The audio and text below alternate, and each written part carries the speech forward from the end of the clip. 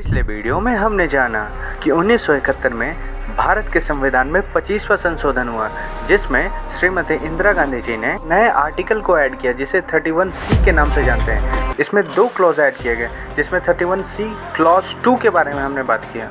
और इस अनुच्छेद के अनुसार जो भी संविधान ने सुप्रीम कोर्ट को ताकत दे रखी थी, श्रीमती इंदिरा गांधी जी ने उस ताकत को छीन लिया। आइए इस वीडियो में केशवानंद भारती केस के माध्यम से थोड़ा और तहकीकात करते हैं।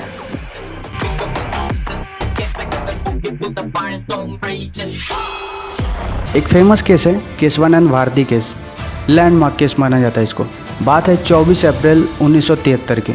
इसका जजमेंट आया, 13 जजेस का बेंच बैठा था, 7-6 में जजमेंट आया। 7 लोग विनिंग साइड में थे जो सरकार के ओपोजिशन में थे, और 6 लोग डिसेंटिंग ओपिनियन वाले थे जो सरकार के साथ थे।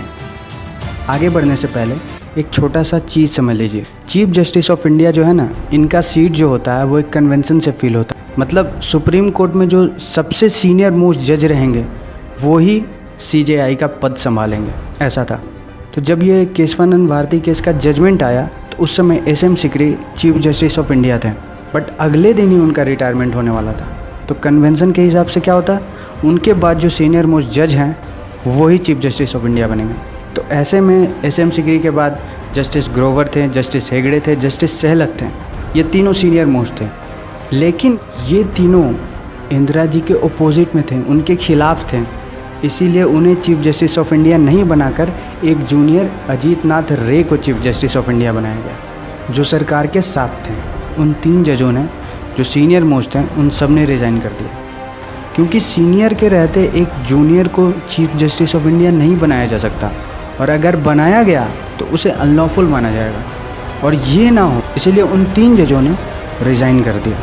ये डिक्टेटरशिप थोड़ी है, ये तो बस ऐसे ही है। और तो और 1976 में 42वां संशोधन पास हुआ, जिसमें हिटलर मैडम ने 100+ आर्टिकल को अमेंड कर दिया। इसको मिनी कॉन्स्टिट्यूशन भी बोला जाता है। प्रीएम्बल तक को नहीं छोड़ा भाई, आर्टिकल 368 में क्लॉज 4 और क्लॉज 5 ऐड किया गया।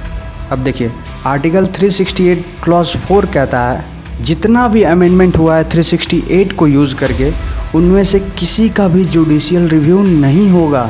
368 क्लॉज 5 कहता है कि आर्टिकल 368 को यूज़ करके जो भी अमेंडमेंट कॉन्स्टिट्यूशन में होगा उसमें बेसिक स्ट्रक्चर नहीं लगेगा।